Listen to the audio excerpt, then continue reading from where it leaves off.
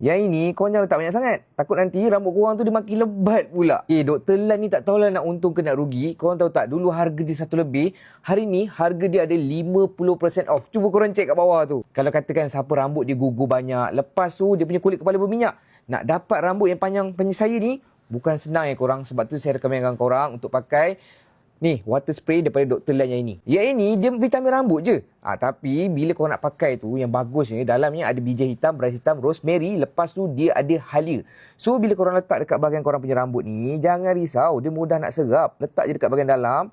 Lepas tu, korang urut. Tekstur jenis ringan, mudah serap. Lagi satu, tak ada berminyak. Nampak? Tak berminyak pun tangan korang. Dia mudah nak serap. Dia sebenarnya macam water spray, water base-nya air tu. Itu korang belum baca lagi feedback kat bawah. Lagi terkejut korang. Ramai yang bagi feedback yang positif.